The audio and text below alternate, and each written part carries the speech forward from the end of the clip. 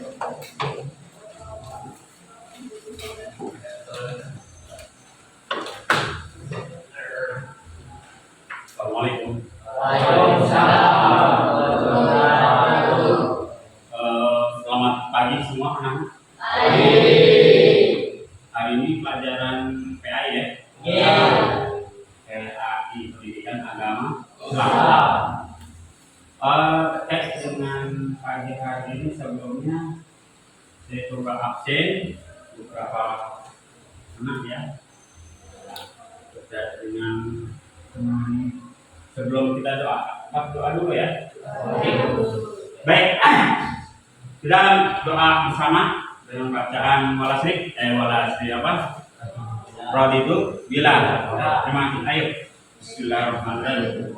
Bismillahirrahmanirrahim. Raditu billahi rabban wa bil islami dinan wa bi Muhammadin nabiyya wa rasulah. Rabbi zidni ilma warzuqni fahma. Amin ya rabbal alamin.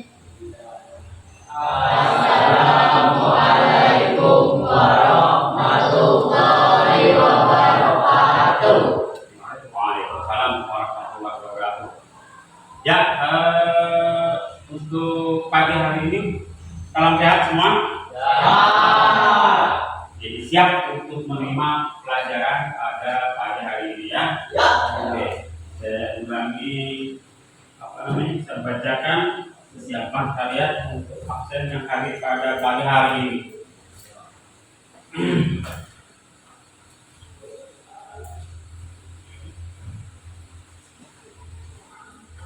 Abdul Rahim, Siap, Din. anak-anak ya. Ya. Ahmad Iqbal Soleh, Ya, Din. Ahmad Husaini, Anissa Azhara, Aris M. Fadila, Roza Sete Garisma, Fajar Setiawan. Yang sakit. Oke. Ya. Untuk hari ini babnya itu masalah tentang cabang iman. Ya. Tapi terlebih dahulu kita menyampaikan bahwa pelajaran kemarin terkait iman kepada Allah. Apa itu iman? Ada yang tahu?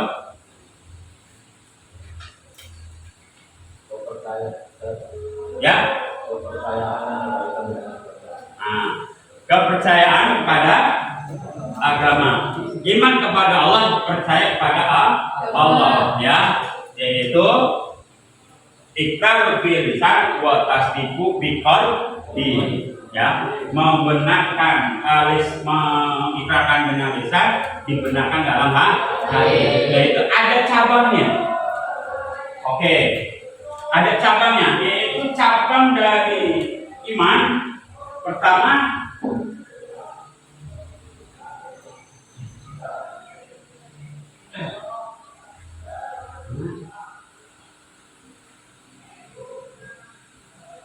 memenuhi janji. Coba Musa untuk membacanya ayat tersebut. Ya.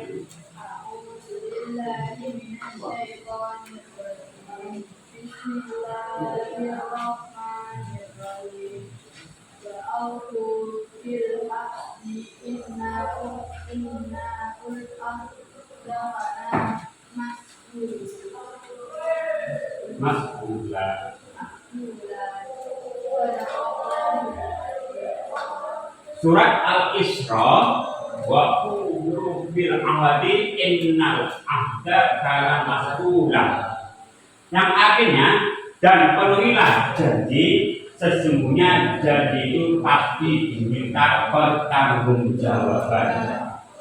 Nah, ayat ini secara tegas memerintahkan untuk memenuhi janji, mengingatkan bahwa setiap janji akan dimintai pertanggungjawabannya di hadapan Allah Subhanahu wa Ta'ala. Terutama ikrar. Ya, Ikrar, saya akan datang ke rumah, saya akan hadir ke rumah, saya hadir di acara, saya akan memberi dengan janji, maka haruslah ditepati, harus dipenuhi. Karena apa?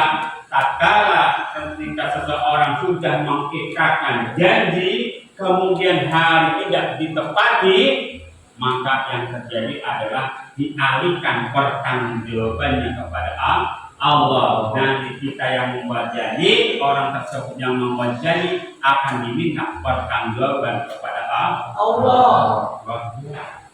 Makanya hati-hati, ya, sesuai sebagaimana dengan hadis Nabi. Ya. Nah, dalam hal ini adalah orang yang mengingkari janji sama aja dengan orang yang munafik, yaitu sesuai hadis Nabi. Baik, baca. Ayatul munafik salasan. Idza hadza kadzaba wa idza wa'ada akhlafa wa idza tumina khawana. Ya, hadis Nabi yang terkait dengan memenuhi janji, ya, yaitu adanya 3 tanda orang munafik. Itu ayatul munafik salasun. Baiklah, ada kadhib. Gitu. Baiklah, ada kadhib. Satu, apabila dia berbicara dia berdusta, maka mereka yang bicara tanpa adanya satu data, tanpa satu bukti, dia dusta. Maka sebagai orang yang munafik. Dua, wa idza wa'ada akhlaf, apabila ia berjanji dia mengingkari. Nah, ini yang masuk bagian daripada janji. Makanya yang punya janji harus ditepati. Kenapa enggak benar? Ya, oke. Ya, dari sekian materi ini, yaitu pertama adalah memenuhi janji, ya, pada punya gambaran nanti apa, terus mensyukuri nikmat, yang ketiga menjaga lisan, yang keempat online. Oke, dari itu sudah saya bagi kelompok 1, 2, 3, 4. Saya beri waktu 10 menit berdiskusi. Kamu cari permasalahannya, terus penjelasan secara rinci, pengertiannya dan sebagainya. Ya, 10 menit. Oke.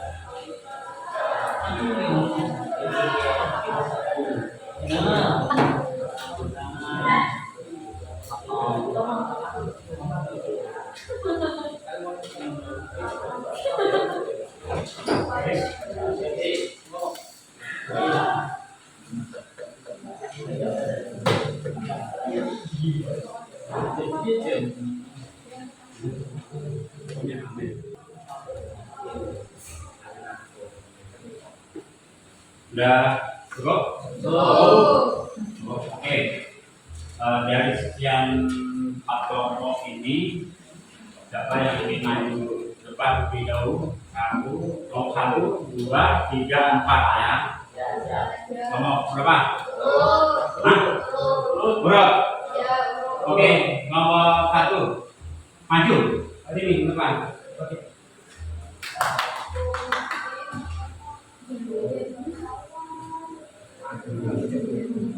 Ya, siap.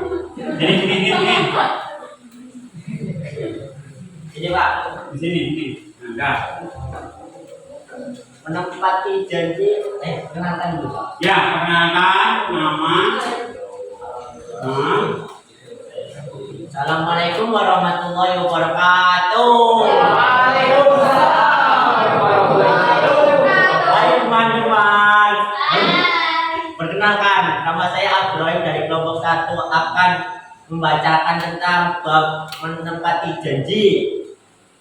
Menempati janji adalah salah satu sifat mulia yang sangat ditekankan dalam Islam, bahkan dianggap sebagai cabang iman. Artinya, janji bukan hanya sekedar ucapan lisan, tapi merupakan perwujudan dari keimanan seseorang kepada Allah Subhanahu wa Ta'ala. Mengapa menempati janji adalah cabang iman? Karena ciri keimanan yang sempurna. Iman itu tidak hanya di hati, tapi harus tercermin dalam perbuatan. Ketika seorang muslim menepati janjinya, itu menunjukkan bahwa hatinya memegang teguh nilai kejujuran dan amanah yang diperintahkan Allah dan Rasulnya. Yang kedua, menghindari sifat munafik. Rasulullah Shallallahu Alaihi Wasallam bersabda bahwa salah satu tanda orang munafik adalah apabila berjanji ia mengingkarinya. Oleh karena itu, menepati janji adalah cara yang menjauhkan diri dari sifat-sifat kemunafikan dan mendekatkan diri pada sifat orang yang beriman sejati. Yang ketiga, membangun kepercayaan dalam kehidupan sosial. Janji adalah fondasi kepercayaan. Ketika seorang selalu menepati janjinya, ia akan dipercaya dan dihormati oleh orang lain. Kepercayaan itu penting untuk menjaga hubungan baik antar sesama manusia dan menciptakan masyarakat yang harmonis. Yang keempat, tanggung jawab kepada Allah. Setiap janji, baik kepada sesama manusia maupun kepada Allah, misalnya janji untuk beribadah atau meninggalkan dosa, adalah bentuk pertanggungjawaban. Mengingkari janji berarti mengingkari komitmen yang telah dibuatnya, dan ini akan dimintai pertanggungjawaban di akhirat. Ya, cukup. Hanya situ aja penjelasannya. Ya. Oke, dari kelompok 1 sudah memaparkan dengan lengkap. Ini banyak meringkasnya dari berbagai macam referensi, ya. Maka adakah satu pertanyaan dari kelompok mana? Ada yang lain? Kelompok 3 ya, tanya. Silakan, yang pertama. Apa hubungan? Kenalkan dulu dari kelompok berapa? Perkenalkan, saya dari kelompok 3 akan bertanya apa hubungan antara menepati janji dengan iman. Menepati janji dengan iman. Dari kelompok 1 mau jawab? Bantu punya? Ya, ayo nomor 1 mau jawab. Menepati janji adalah salah satu bukti nyata atau cabang iman. Artinya janji bukan hanya soal ucapan, tapi cerminan dari keyakinan seseorang pada Allah Subhanahu wa Ta'ala. Jika seseorang beriman, dia akan berusaha menepati janji karena itu perintah agama dan menjaga kehormatan diri. Menepati janji adalah satu perintah agama. Ya, simpulannya. Ada pertanyaan lagi? Kedua, kelompok 4 ada pertanyaan? Mengapa menepati janji itu penting dalam Islam? Menepati janji itu penting dalam Islam. Temennya bantu, oke.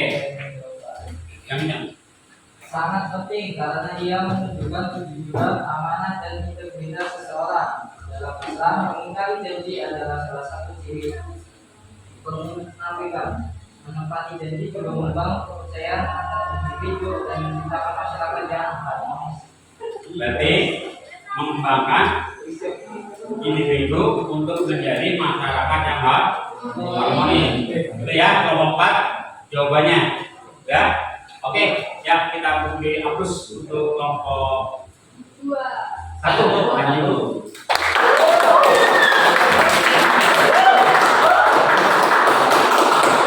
Cukup sekian dari saya.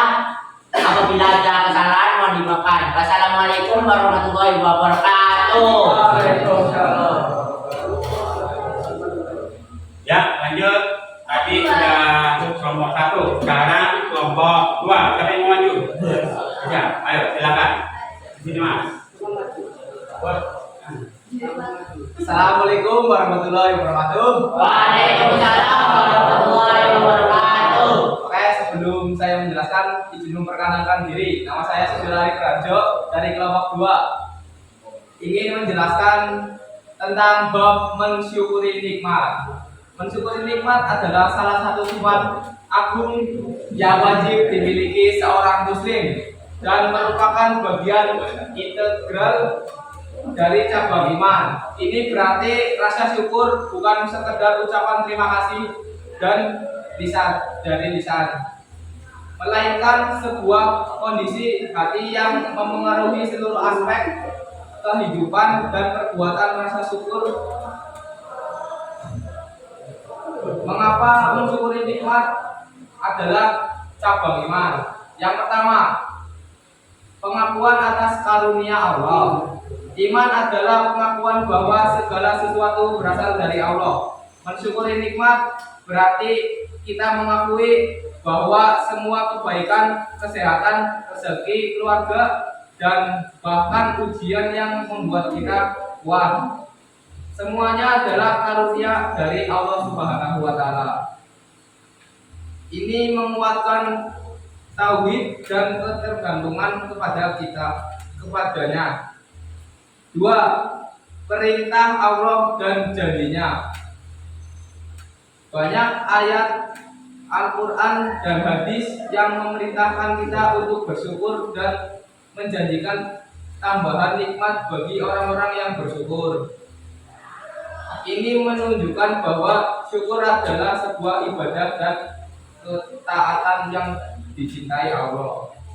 Yang ketiga, hati yang senantiasa positif.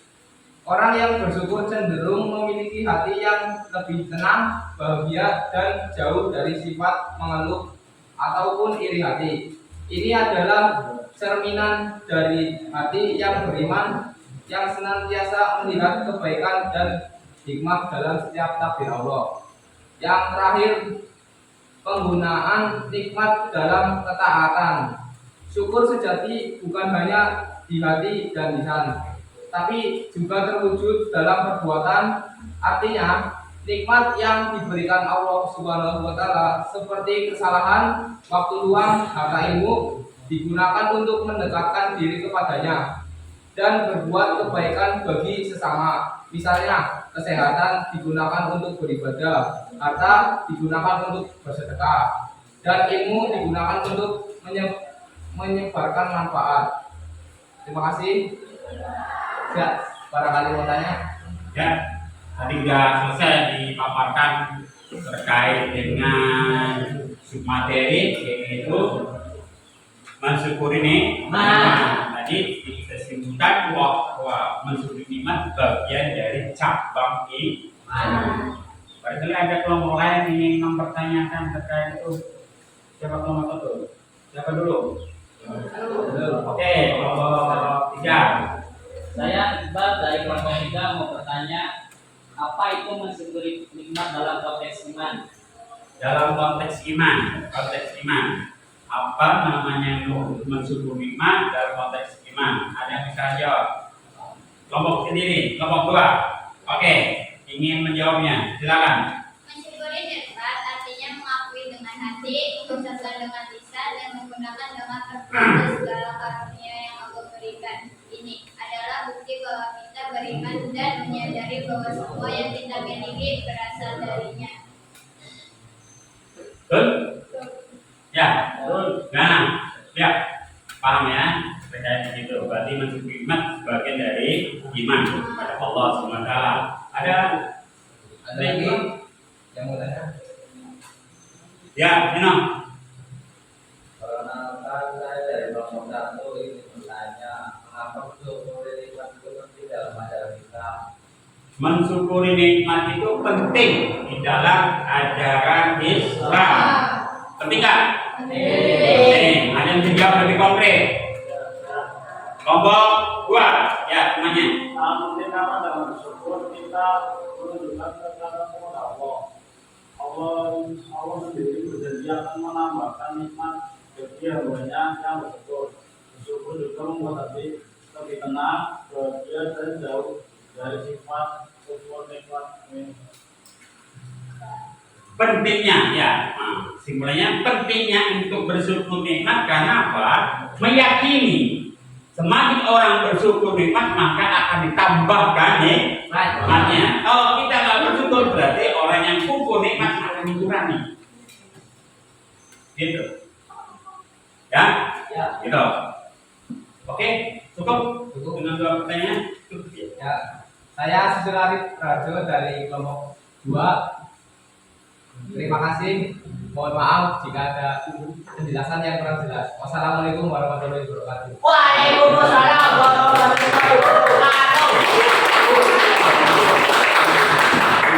Nah, kita memperhatikan dari 2 kelompok ini, ya. Satu menepati janji, yang kedua adalah mensyukur nikmat. Tinggal satu adalah menjaga lisan dan air. Itu kelompok 3 dengan kelompok 4. Siapa dulu nih, kelompok 4 atau kelompok 3? Oke. Kelompok 3, kelompok 3. Oke, maju.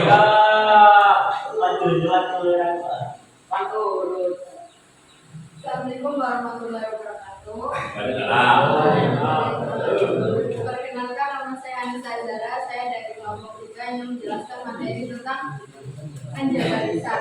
Apa itu menjaga lisan? Lisan adalah salah satu aspek fundamental dalam Islam, bahkan dianggap sebagai cabang iman yang sangat krusial. Ini berarti bagaimana seorang menggunakan atau mengendalikan lisannya adalah cerminan langsung dari kualitas keimanan kepada Allah Subhanahu wa Ta'ala. Mengapa menjaga lisan adalah cabang iman? Ini dibagi menjadi 4. Yang pertama adalah 1. Mencerminkan hati dan ketakwaan. Lisan adalah penerjemah isi hati. Apa yang diucapkan seseorang seringkali menunjukkan apa yang ada di dalam hatinya. Hati yang bertakwa dan bertakwa akan mendorong lisan untuk berkata yang baik, jujur, dan bermanfaat. Sebaliknya, lisan yang kotor atau menyebarkan keburukan bisa jadi indikasi hati yang kurang terisi iman. Yang kedua, yaitu penentuan keselamatan. Rasulullah SAW bersabda, barang siapa yang beriman kepada Allah dan hari akhir, hendaklah ia berkata baik atau diam. Hadis ini menegaskan bahwa Saya Haris Muhammad Fadilah, perwakilan dari kelompok 4, mengucapkan terima kasih dan minta maaf barangkali ada salah kata. Saya akhiri. Wassalamualaikum warahmatullahi wabarakatuh.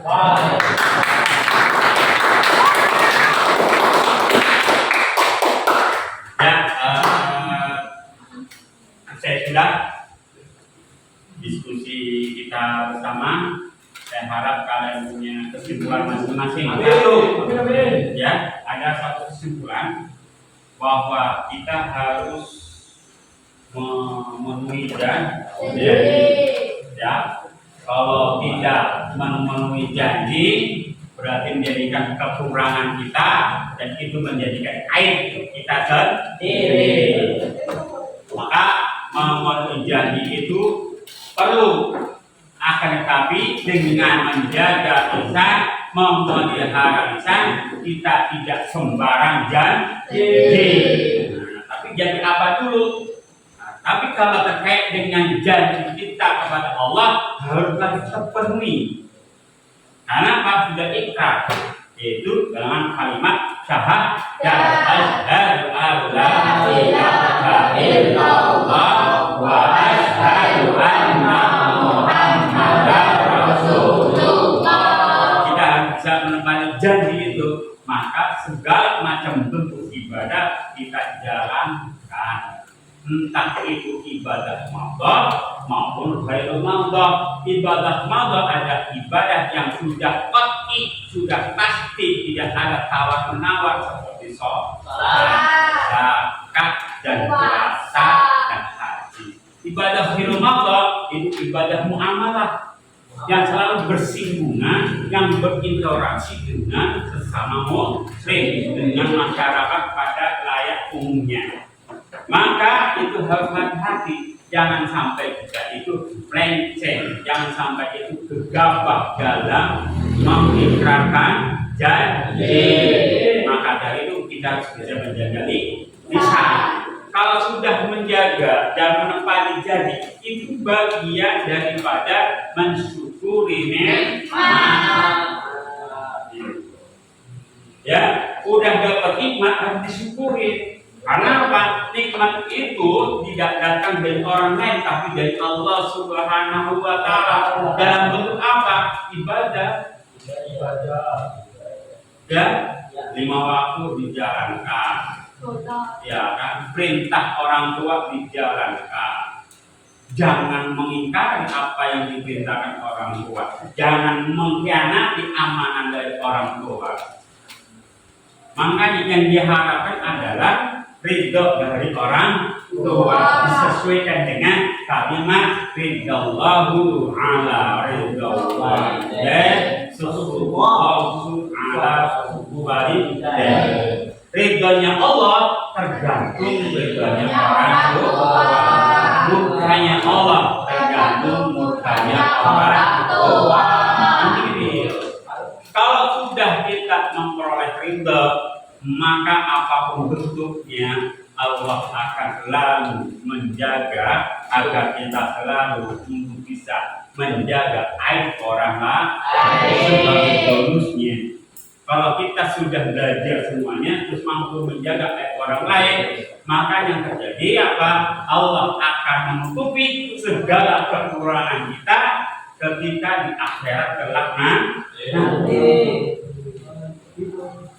Kalau udah dikerak nanti, siapa yang kita minta tolong? Kepada Allah nanti kita minta tolong. Betul.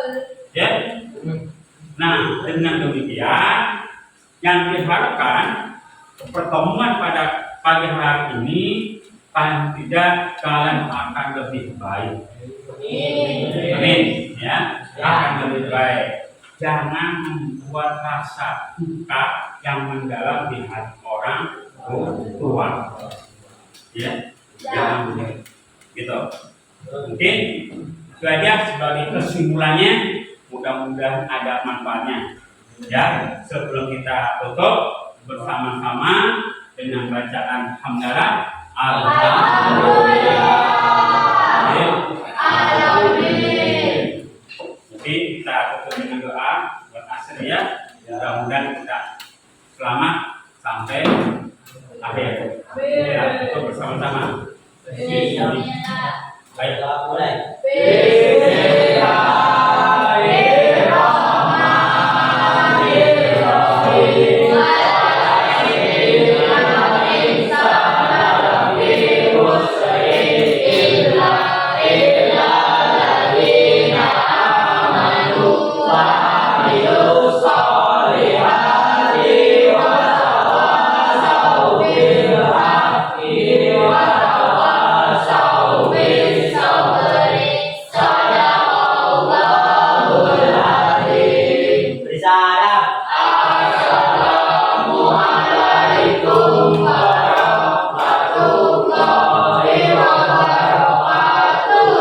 Demikian pertemuan kali ini. Saya mohon maaf ya, mudah-mudahan ada manfaatnya.